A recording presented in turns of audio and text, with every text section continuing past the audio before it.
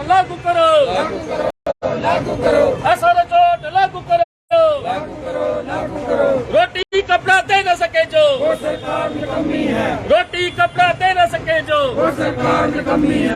LG तेरे राज में बच्चे भूखे मरते हैं। तो आप साफ तस्वीरें देख रहे हैं डेली वेजर्स की स्टेट डिपार्टमेंट के जो एम्प्लॉयज हैं उनकी पिछले 137 दिनों से यहाँ पर बैठे हुए हैं और इनकी जो डिमांड है सरकार के सामने इनके द्वारा की जा रही है कि इनको जो है रेगुलराइज किया जाए, SRO 64 लागू किया जाए। महिलाएं भी आज हमारे साथ हैं, महिलाएं भी आज आई हुई हैं और लगातार जो है प्रोटेस्ट इनके द्वारा किए जा रहे हैं।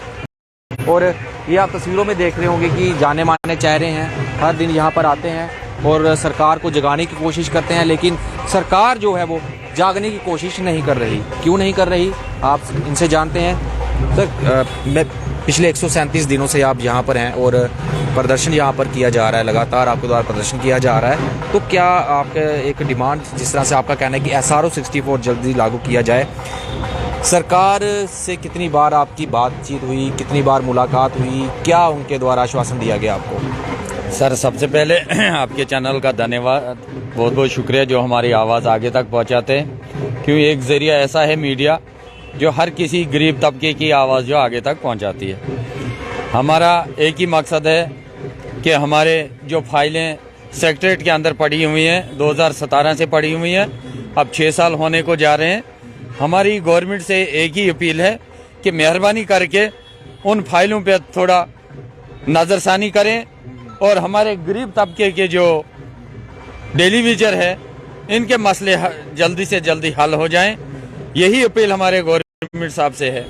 रहा मसला, अब मार्च का महीना है, मार्च के महीने में हम बच्चों को फीस नहीं दे सकते हैं, अगली क्लासों में उनको एडमिशन करने के लिए पैसे नहीं है, फीस देने के लिए उनके हमारे पास पैसे नहीं है, वर्दी के लिए पैसे नहीं है, किताबों के लिए पैसे नहीं है। आकर गरीब जनता जो है, डेली वेजर तबका जो है, वो करे तो करे क्या, क्योंकि वो मजबूर है अपनी आवाज़ आगे पहुंचाने तक। हमें कोई शौक नहीं यहाँ पे सड़कों पे आने का, या हमें शौक नहीं है मीडिया के सामने आने का, हमें शौक नहीं है यहाँ पे धरना प्रदर्शन करने का। हालांकि हमारे जितने भी 61,000 डेली वेजर हैं, हम तो बोलते हैं गवर्नमेंट साहब से अपील करते हैं कि एक घर के अंदर, एक परिवार के अंदर एक मेंबर होता है बड़ा, माँ बाप मेंबर होता है उन बच्चों का बड़ा, तो वो बच्चे जो हैं वो अपने बाप से ही मांगते हैं कि भाई मुझे किताब दे दो, मुझे वर्दी चाहिए, मुझे आज स्कूल में पेन चाहिए, मुझे आज कॉपी चाहिए। लेकिन हमारा कौन है? हमारा कोई नहीं है। हमारा अगर है तो वो माँ बाप इस वक्त वो तो गवर्नर साहब ही है हमारे, क्योंकि हमने मांगना किससे है? अपने माँ बाप से ही मांगना है, जो हमारे इस वक्त अधिकार है। गवर्नर साहब है, वो तो हमारे इस वक्त माँ बाप की जगह है। वहीं पर अब सुनना ये भी आया है कि आपकी जिस तरह से आप धरने प्रदर्शन पर बैठे हैं, आप में भी वो डिवाइड हो चुके हैं कुछ लोग, कितना सही है? डिवाइड कोई कुछ नहीं हुआ, जहाँ के वहीं हैं अभी 61,000 डेली वेजर। दिन ब दिन उनके अंदर जो है रोष बढ़ रहा है, रोष तो बढ़ेगा ही, क्योंकि मजबूर है लोग, फीस देने से मजबूर है, खाने से मोहताज है, राशन हमारे पास है नहीं, हमारे पास BPL राशन कार्ड नहीं है। अब BPL भी क्या मिलता है, एक आदमी को 1.5 किलो आटा मिलता है, 2 किलो चावल मिलता है या 3 किलो चावल मिलता है। अब 5 फैमिली के अंदर या 6 फैमिली के अंदर कितना आपने वो 10 किलो चावल और 5 किलो आटा जो है वो कितने फैमिली को खिला सकता है? वो अपने घर का खर्चा नहीं चला सकते हैं। लिहाजा हमारी अपील है गवर्नमेंट से कि हमारे जल्द से जल्द मसले हल करें, और हम आपसे यही गुजारिश करते हैं, और हमारे कोई बड़ी डिमांड नहीं है, हमारी एक ही डिमांड है, SRO चोट के तहत हमारे मसले हल हो जाएं। हम नहीं बोल रहे हैं कि आप एकदम 61,000 को परमिट करो।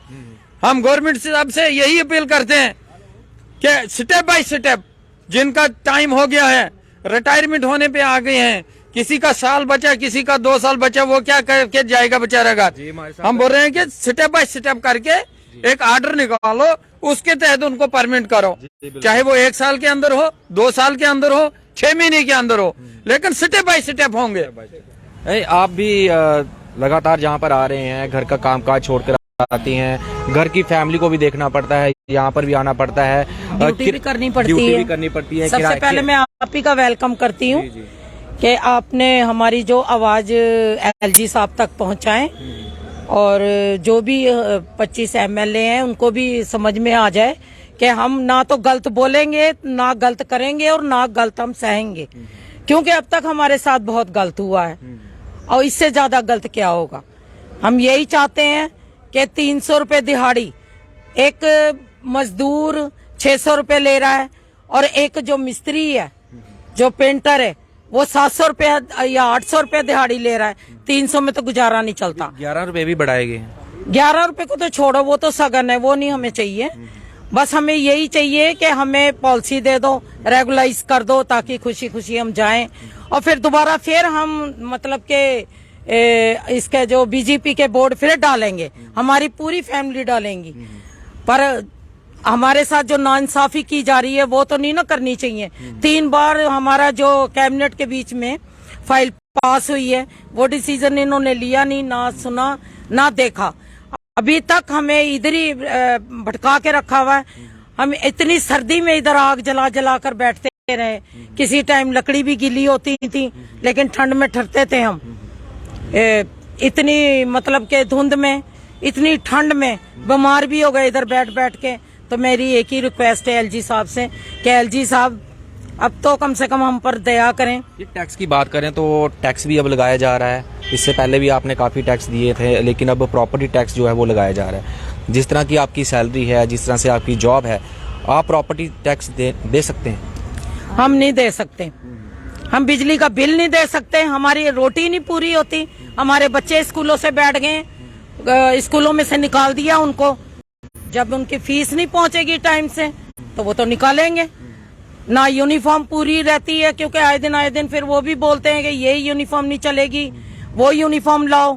ये सैटरडे का दिन है, वो वाइट पीटीपी के लिए वो कपड़े पहनने पड़ते हैं, ये वो हम कोई भी उनकी डिमांड्स पूरी नहीं कर सकते। इसलिए एलजी साहब से रिक्वेस्ट है कि जल्द से जल्द हमारे स्टेट डिपार्टमेंट का जल्द से जल्द कुछ करें, क्योंकि हम परेशान बहुत हो गए हैं जनाब। अब तो एक यही रिक्वेस्ट है हाथ जोड़ के कि हमारे ऊपर दया करो और हमें खुशी खुशी भेजो घर में। हमें शौक नहीं है सड़कों पे उतरने का और नारेबाजी करने का। एक ही रिक्वेस्ट है, हम नाम गलत बोलेंगे तो ना गलत अपने साथ होने देंगे। Thank you so much. Ma'am, आप कितनी देर से यहाँ पर काम कर रहे हैं? तो सर क्या कहना चाहेंगे आप शॉर्ट? सबसे पहले सर आपका बहुत बहुत धन्यवाद, आपका चैनल का बहुत बहुत धन्यवाद करते हैं हम। सर आपके चैनल के माध्यम से एलजी साहब को यही कहना चाहते हैं कि सर जो भी है सर आपके हाथ में है। कुर्सी आपके पास है, कलम आपके पास है। आप चाहो तो हमारे बच्चों का भविष्य बना सकते हो, आप चाहो तो बिगाड़ सकते हो। हम आपके आगे यही अपील करते हैं कि जल्द से जल्द कोई पॉलिसी डेली वेजर के लिए आप बनाएं, ताकि वो जो दर बदर की ठोकरें खा रहे हैं, कोई ये अपने डिप्रेशन में है, हम यही आपसे गुहार लगाते हैं कि सर जल्द से जल्द कोई पॉलिसी बनाएं और SRO चोट के तहत बनाएं। साफ तौर पर इनका कहना था कि SRO 64 जो है जल्द से जल्द लागू किया जाए, ताकि जिस तरह से ये पिछले कई सालों से 25-25, 30-30 सालों यहाँ पर काम कर रहे हैं, कोई भी पॉलिसी जो है नहीं लागू की गई। जिस तरह इनका साफ कहना था कि SRO 64 लागू किया जाए, ताकि ये जो है अपना जीवन जो है सही तरीके से जो है व्याप्त कर सकें। वहीं पर लगातार महिलाएं भी यहाँ पर आई हुई हैं। इनका भी ये कहना है कि एडमिशन फ़ीस स्कूलों की कैसे दें, अगर हम इनको सैलरी नहीं दी जा रही और इनकी मांगें पूरी नहीं की जा रही तो किस तरह से अपने बच्चों के स्कूलों की फ़ीस देंगे। तो वहीं पर घर का गुजारा करना भी मुश्किल हो रहा है। तो अब एलजी साहब से ही डिपेंड करते हैं, उनसे ही एक गुहार लगाई जा रही है कि जल्द से जल्द वो इनकी डिमांड जो है वो सुने। तो इस तरह से बने रहे मेरे साथ और देखते रहें न्यूज़ इन मिरर।